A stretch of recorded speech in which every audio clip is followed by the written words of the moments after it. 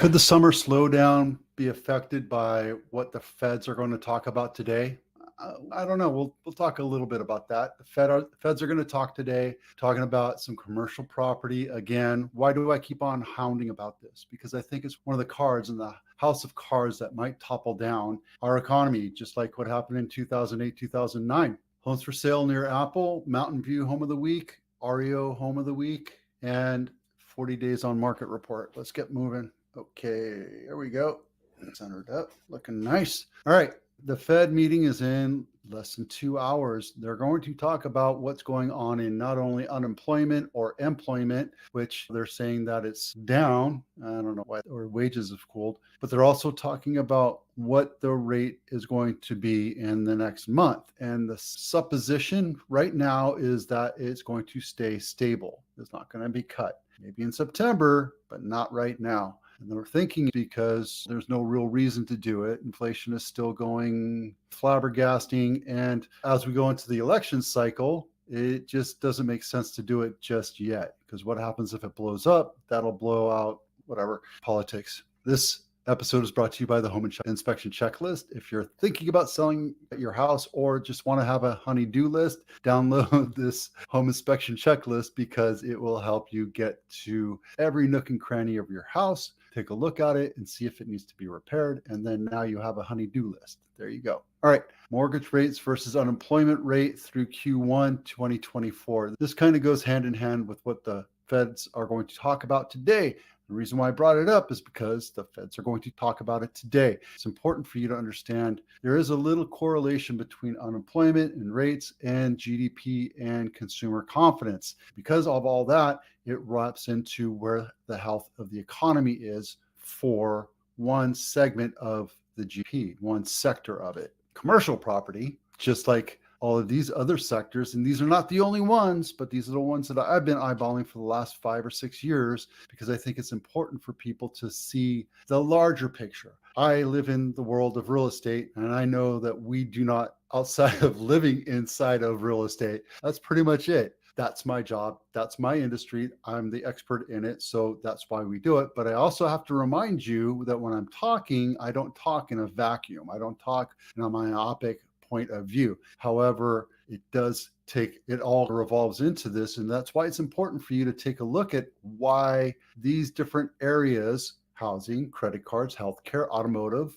energy, commercial, and tech. We don't even talk about tech. Tech is hurting right now, right? It could be one of the tipping points. So just be aware that these are all things that are coming at us. I think automotive or commercial real estate will be the next tipping point to our next downturn. And I don't know how bad it will be, but I've been watching a lot of those movies, Margin Call and Too Big to Fail. Those movies are very reticent and very present what's going on today in commercial real estate and the automotive industry. So the link is down here in my blog.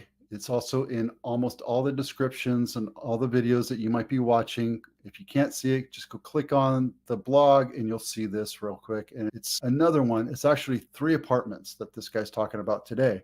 This one specific one is 322 units. They purchased it for $333.6 million, which is $104,000 per unit. When I track, cash flow right now in the Midwest should be about $40,000 to $50,000 per unit in order for you to cash flow it. And these people bought into this lie. The whole idea is that you're delivered a pro forma.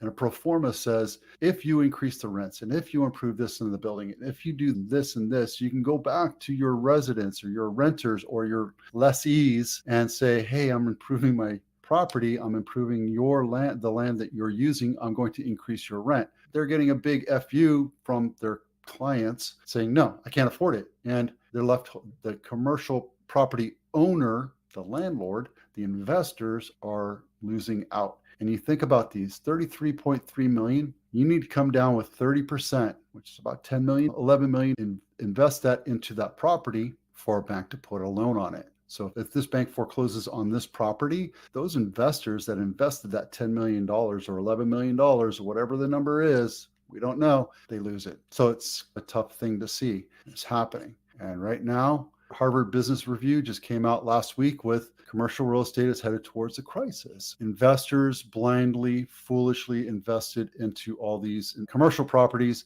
and they're losing their ass. You don't see BlackRock or Vanguard or Buffett buying big, huge swaths of in commercial property. Why? Because it's not a good buy right now. The inexperienced investors, the good salespeople convinced you or the people that had money to invest in these properties, and now they're going to lose their ass in it. So part of life. And again, one of those little things, commercial real estate, this was done 2 years ago, 1 trillion lost in value. That was just one aspect of it. It's probably up to 2 or 3 trillion dollars right now because they're just losing value. These things, these are not going to sell for $33 million. They're going to sell for 10 or 15% of what it was sold for before. That's the up and downs of commercial real estate. So if you bought into a guru, you bought into an investor, somebody sold you on to putting in 50, 100, $1 million, you're probably going to lose that money. Apple House of the Week, Warbler. This is not my listing. $2.6 million, 4-bedroom, 3 full baths, 1,946 square feet, and built in 1955. And the reason why is it's really close walking distance to Apple. Let's take a quick look. No, we're not going to take a look. How many days on market? Just popped up. So give it a couple days. If you're wondering, there are 51 homes in the circle around Apple, and they go from townhomes, condos, all the way up to single family homes. That again is listed in my blog. You can just go there. Same thing with this one. It's Mountain View. And the reason why I picked it is because it's walking distance to Castro. Castro Street is where you have all the restaurants, etc. It's a nice little bungalow, 3-bedroom, 2-bath. Again, not my listing, $2.4 million, 1,357 square feet, built in 1940. And oh, that's awesome. Love it when I have bandwidth issues, but you can take a look at it. And then REO of the week. I think I looked at this one before. It's been on market 55 days. It's on its way to Gilroy,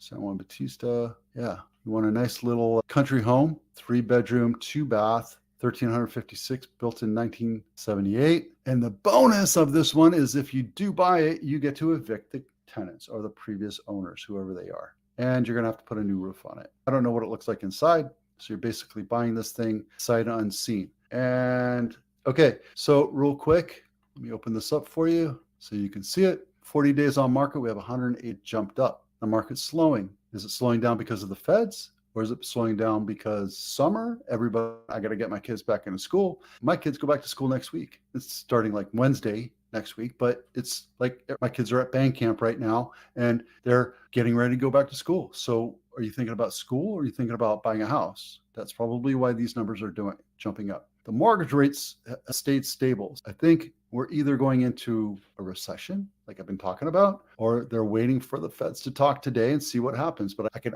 almost guarantee you that they're not going to do anything. From all the articles that I read, all the people that know way more than me, they're not going to raise the rates or lower the rates. Same thing with 90 days on market. There's 47 of them. And same thing with the bank owns. They're actually going down. Well, this one in the Bay Area, it's going down, and REOs all through California has gone up just a tad bit. But again, it's not a huge jump. And houses for sale has really gone down. I think we had 533 a month ago, and now we're down 50 of that.